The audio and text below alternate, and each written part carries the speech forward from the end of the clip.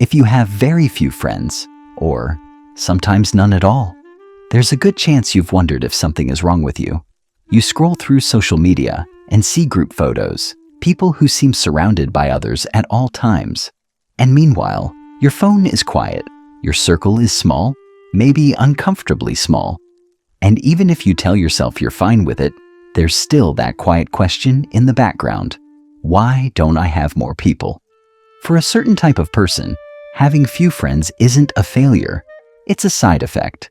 The first thing to understand is that some people are wired for depth over frequency. They don't bond easily, but when they do, it's intense. Small talk feels draining. Surface-level friendships feel like work without meaning. So instead of collecting people, they wait.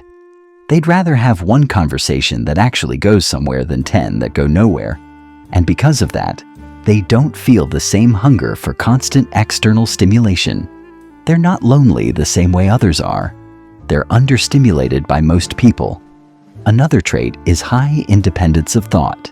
If you rarely ask for approval, if you don't automatically agree just to fit in, if you question norms that others accept without thinking, that naturally narrows your social circle.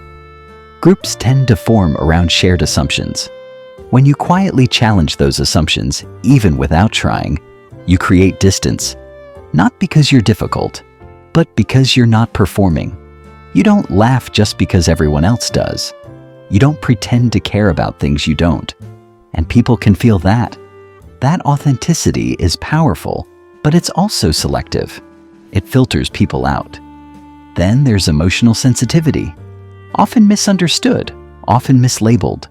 Some people don't just register emotions, they absorb them. They notice tone shifts, pauses, inconsistencies. They feel tension in rooms before words are spoken. Being around others, especially in groups, can be exhausting because their brain is processing more data than average. So they retreat, not because they hate people, but because solitude is where their nervous system resets.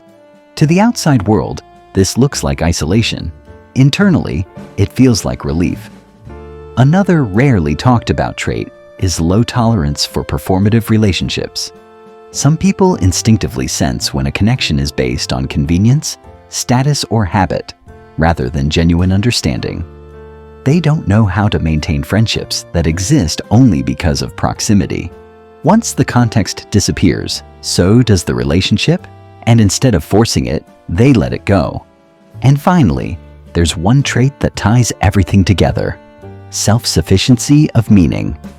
Some people don't rely on others to feel real. Their sense of identity comes from reflection, curiosity, creativity, or inner goals, rather than constant feedback. They don't need an audience to exist, and because of that, they don't chase connection.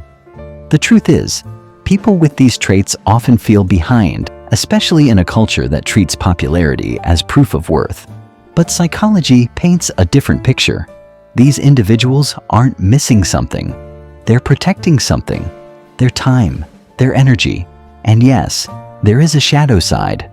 If isolation becomes fear-driven instead of choice-driven, if withdrawal is fueled by anxiety rather than preference, that's something worth paying attention to.